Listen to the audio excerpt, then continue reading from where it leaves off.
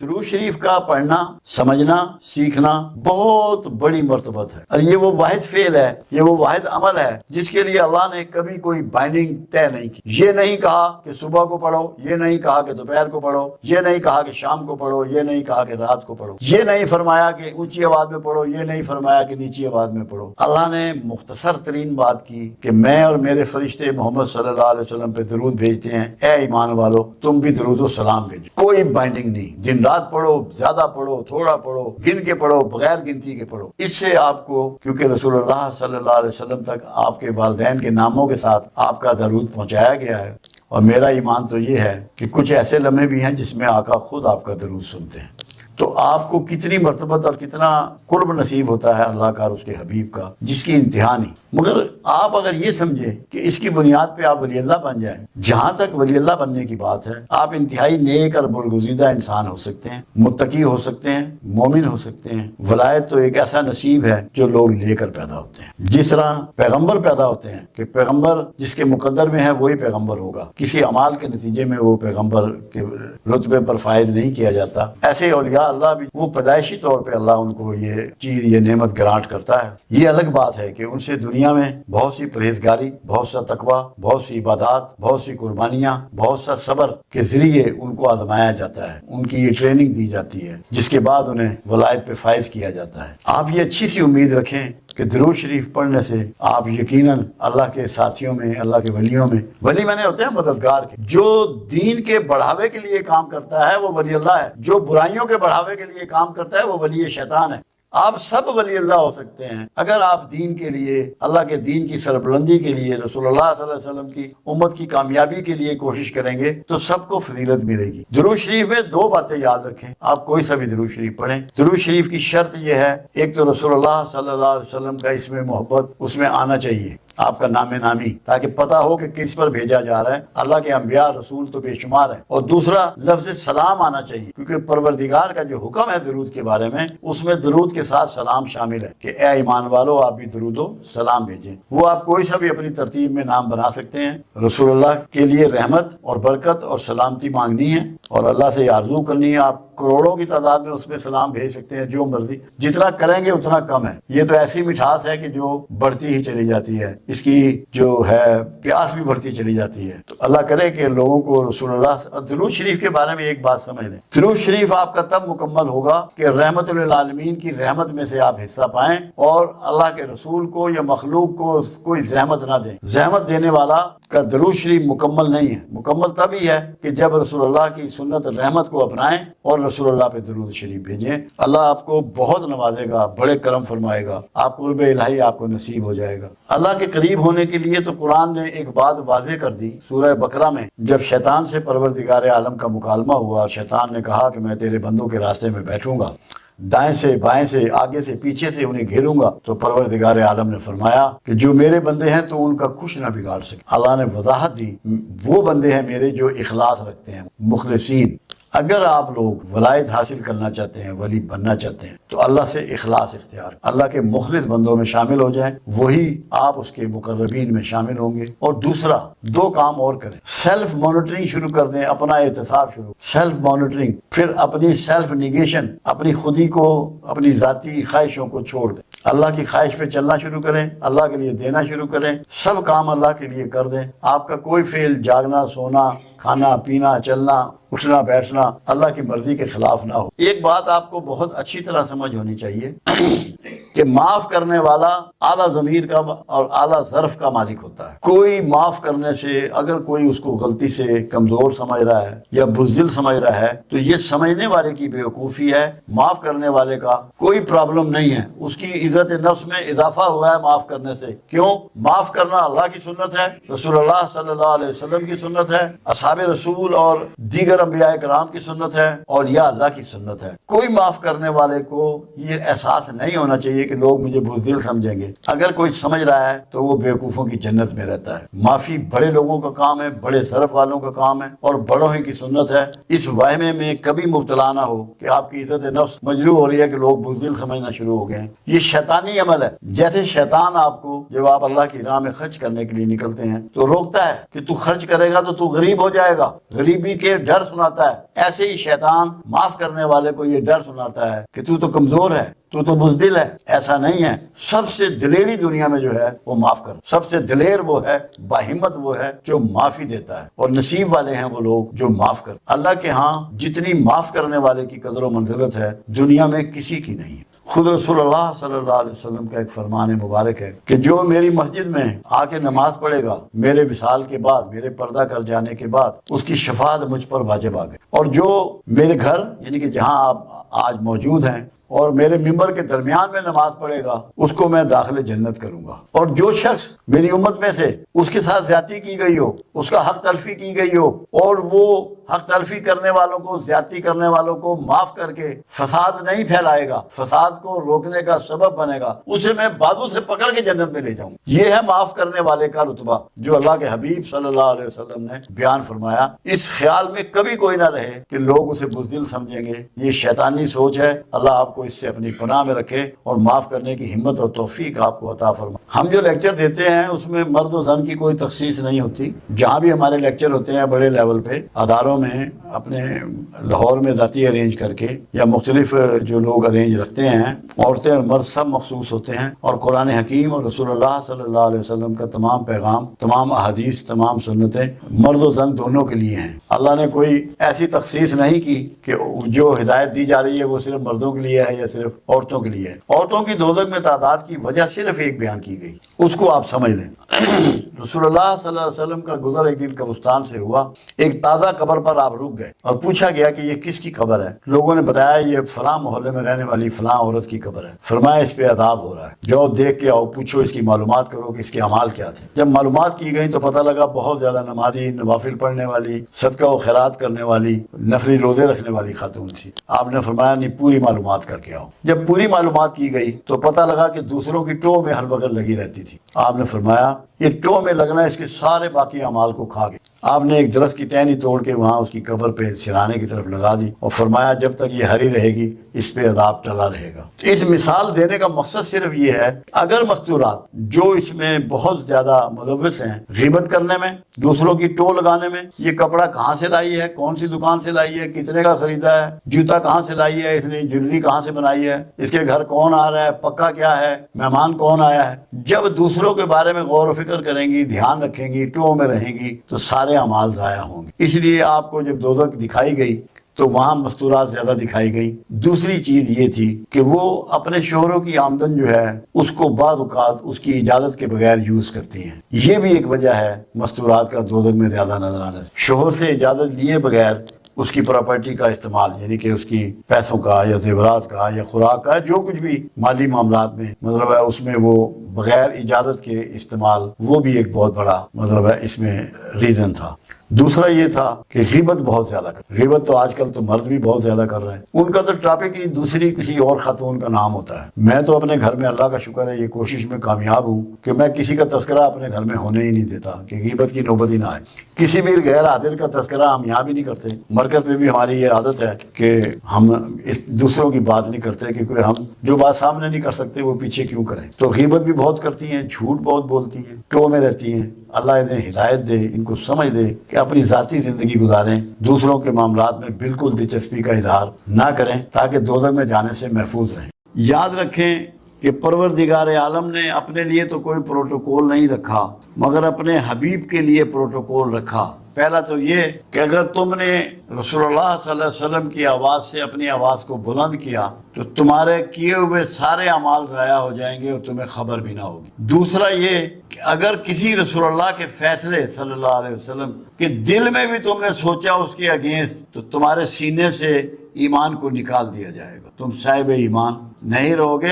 صرف تمہارے دل میں اتنا گمان آئے کہ جو فیصلہ رسول اللہ نے فرما دیا اس کی مخالفت, اس کے لیے ناپسندیدگی, تو تم میں ایمان نہیں رہے گا. تیسری چیز, دو چیزیں ایسی ہیں جو پروردگار عالم ہمیشہ قبول فرماتا ہے، باقی کوئی چیز رد بھی کر سکتا ہے۔ ایک توبہ اور ایک رسول اللہ صلی اللہ علیہ وسلم پر درود و شریف۔ درود شریف کو اللہ ہر حال میں قبول فرماتا ہے۔ یہ وہ کلمہ ہے کہ جس کو اللہ قبول فرماتا ہے، اور جب کوئی شخص درود شریف پڑھتا ہے تو وہ بنیادی طور پہ صبغت اللہ ہو جاتا ہے۔ کیوں؟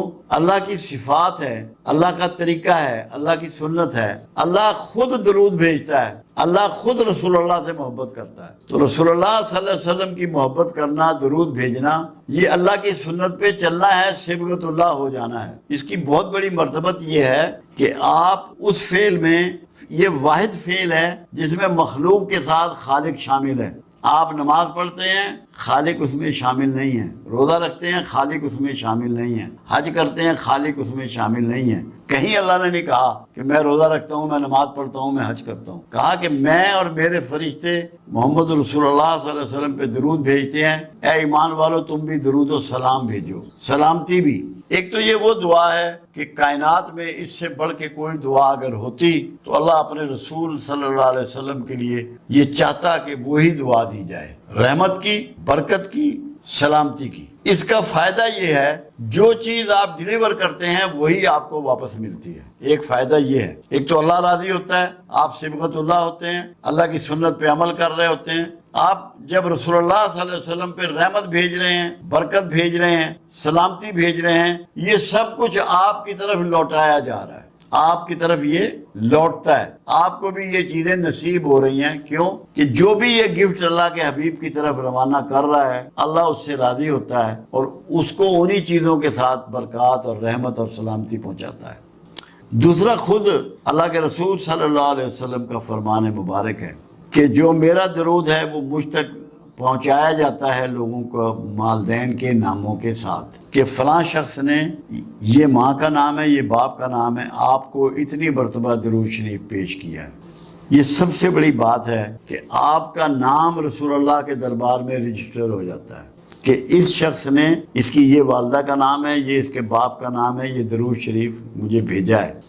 آپ کے دفتر میں وہ ریکارڈ کرتے ہیں فرشتے، وہ پہنچا دیا جاتا ہے۔ دوسری بات یہ ہے کہ خود آپ کا فرمان یہ بھی ہے کہ شب جمعہ، یعنی کہ جو جمعرات کی رات ہوتی ہے، جس کو شب ہم جمعے کی کہہ رہے ہیں کیونکہ ہمارے ہاں رات پہلے ہوتی ہے، میں خود سنتا ہوں۔ ایک بات اور ہے، قرآن حکیم میں وعدہ کیا گیا کہ تم جس کسی کو دعا دو تو جو دعا اس نے دی ہو یا ویسی ہی دعا اسے واپس لوٹاؤ یا اس سے بڑھ کے دعا واپس لوٹاؤ۔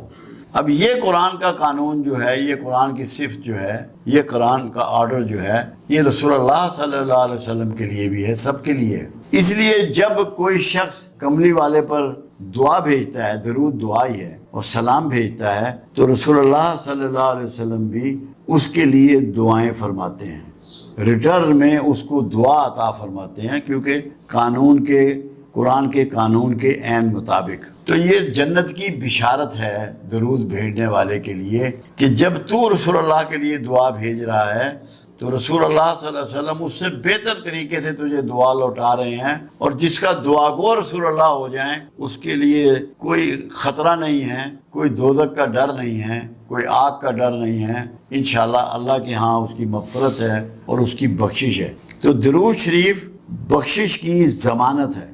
یہ پڑھنے والا، یہ بھیجنے والا، پڑھنے کا لفظ نہیں ہے، بھیجنے کا لفظ ہے۔ بھیجنے میں یہ ہوتا ہے کہ یہ گفٹ ہوتا ہے، پڑھنا گفٹ نہیں ہے، بھیجنا گفٹ ہے۔ آپ کو یہ یقین ہونا چاہیے کہ آپ کی چیز جو ہے یہ ہوا کے دوش پر جا رہی ہے اور آقا کو پہنچ رہی ہے، یہ گفٹ آپ کا میرے آقا کے پاس جا رہا ہے۔ ایک فائدہ اور، جو پنجابی کی ایک مثال ہے، رانجھا رانجھا کردینی میں آپ پہ رانجھا ہوئی۔ جب آپ بار بار سرکار پہ درود بھیجیں گے اور آپ کا تذکرہ کریں گے تو اس سے آپ رسول اللہ صلی اللہ علیہ وسلم کی عکس آپ میں اترے گا، آپ کے اندر وہ عکس اترے گا، وہ صفات اتریں گی، وہ کمال اور خوبیاں آپ کو ملیں گی، وہ حکمت و دانائیاں آپ کو پہنچیں گی، عکس بنیں گے آپ۔ مگر اس کے لیے آپ کو درود شریف کے ساتھ رحمت کے رویے کو اپنانا ہے، معاشرے کے لیے، مخلوق کے لیے، ہر مخلوق کے لیے رحمت بننا ہے، کسی کے لیے زحمت مت بنے، آپ کے ہاتھ اور زبان سے کسی کو تکلیف نہ پہنچے، تو عکس محمد آپ ہو جائیں گے اگر صحیح معنوں میں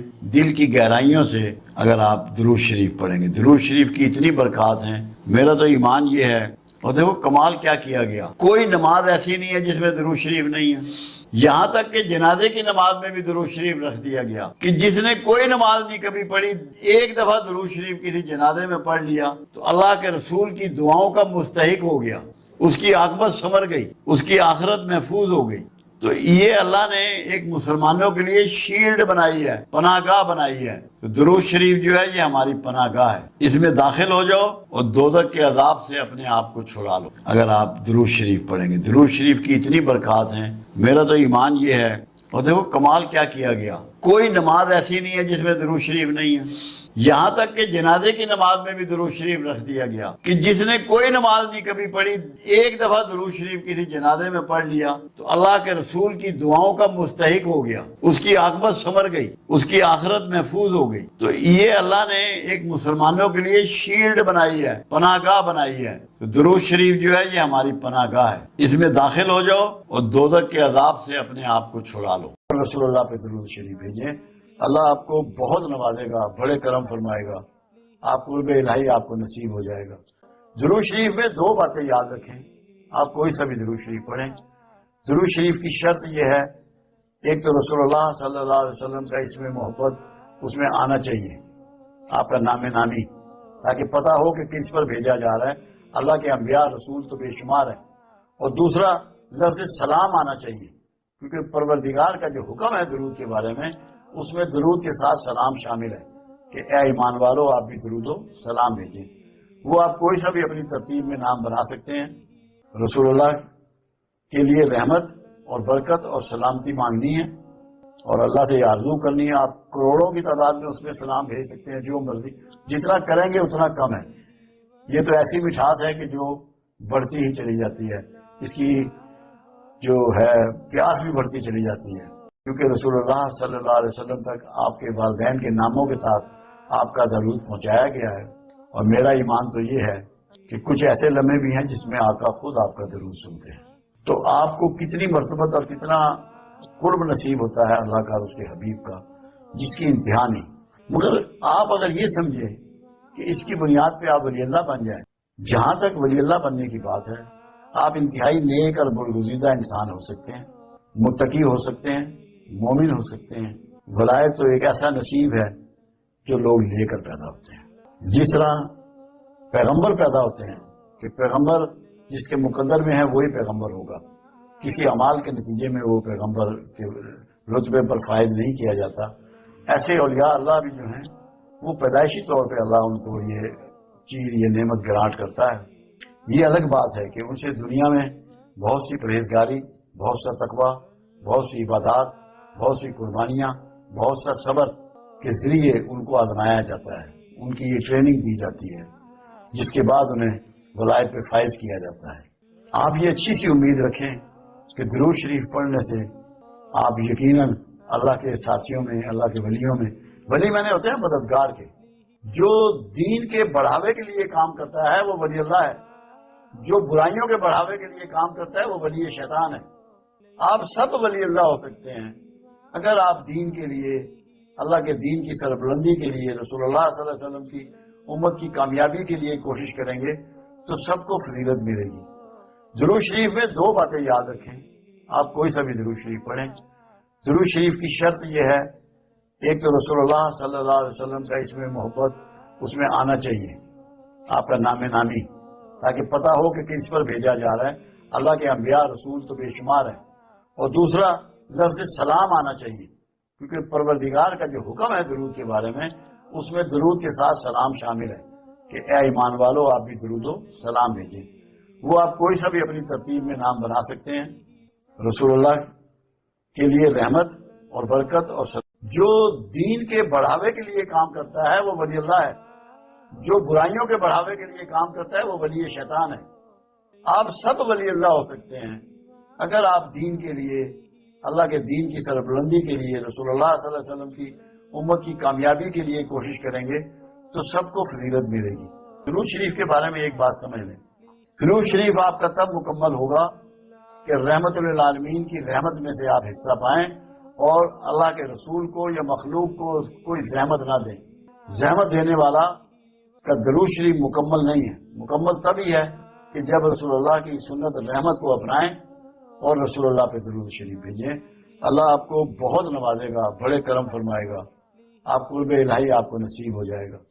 اللہ کے قریب ہونے کے لیے تو قرآن نے ایک بات واضح کر دی سورہ بقرہ میں، جب شیطان سے پروردگار عالم کا مکالمہ ہوا اور شیطان نے کہا کہ میں تیرے بندوں کے راستے میں بیٹھوں گا، دائیں سے بائیں سے آگے سے پیچھے سے انہیں گھیروں گا، تو پروردگار عالم نے فرمایا کہ جو میرے بندے ہیں تو ان کا کچھ نہ بگاڑ سکے گا۔ اللہ نے وضاحت دی، وہ بندے ہیں میرے جو اخلاص رکھتے ہیں مجھ سے، مخلصین۔ اگر آپ لوگ ولایت حاصل کرنا چاہتے ہیں، ولی بننا چاہتے ہیں، تو اللہ سے اخلاص اختیار کریں، اللہ کے مخلص بندوں میں شامل ہو جائیں، وہی آپ اس کے مقربین میں شامل ہوں گے۔